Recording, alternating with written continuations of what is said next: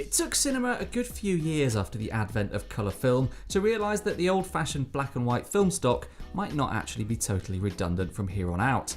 Real life is in colour, yes, and there's something thrilling about seeing a version of real life squeezed through a movie projector. But there's also something thrilling about seeing a world totally unlike real life up on the big screen too, and black and white film does that. It makes us look for light and shade rather than making a beeline with our eyes towards the brighter colours or the most vivid lights. In short, black and white shows us another reality. So it goes with games. There are lots of ways games can plunge us into strange, otherworldly environments, of course, so it's actually quite rare that one employs the necessary restraint to limit its colour palette to monochrome. But we found a handful of treasures that do, by and large anyway, and we'd like to wax lyrical about them now, if you please. Let's just slow it down for a second. Look at the way Limbo forces you to observe things before you're rushed into interacting with them. Look at the way the focus pushes in and out like you're watching the game on an old projector, and the slow, subtle reveal of your player character. This is Limbo's way of letting you know that visuals are important in this game. And indeed they are, not just because you need visuals to tell you when an enormous spider that will forever haunt all of Gamerdem's dreams is about to catch you and eat you. They're also important for telling a story, because black and white visuals instinctively make us think about mournful, dark subject matter, and as it happens, Limbo is a tale about just that. There aren't many games like West of Loathing, are there? It looks like a doodle that your classmates drawn on their desk, plays like your favourite old school RPG performing a finely honed stand-up set, and sounds like a Clint Eastwood matinee. Can any among you be impervious to those charms? Although the Western atmosphere and story are big draws here, really West of Loathing's in it for the jokes. Little throwaway jokes like the fact that you happen to find needle after needle in a couple of haystacks, and bigger jokes like a town called Boring Springs where everything's, well, you follow. It's not using monochrome for arty effect here, but instead to summon a kind of schoolboy humour atmosphere that perfectly complements the content. This one's less black and white and more, well, Game Boy screen green and white really, but the return of the Obra Dinn's visuals are nonetheless astounding, immediately distinguishing the game from any other you've played and somehow making retro arcade aesthetics and piratical subject matter a totally natural pairing. Oddly enough, you play as an insurance investigator trying to uncover the mystery of why the titular Obra Dinn arrived at the shores of Falmouth sans crew.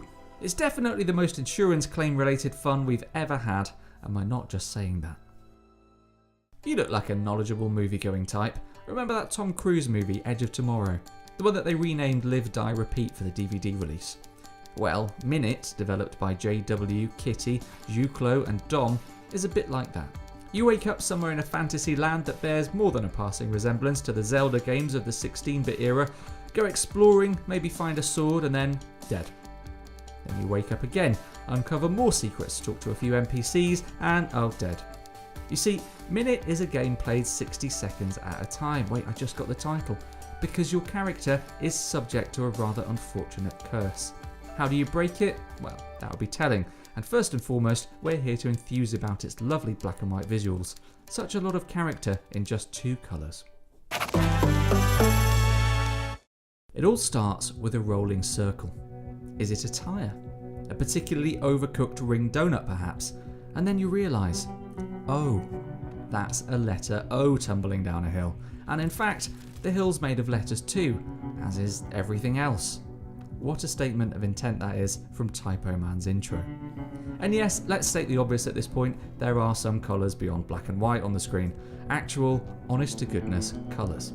But all Typo Man's key elements retain an inky monochrome quality that make it absolutely worthy of any conversation about the use of limited colour palettes in games.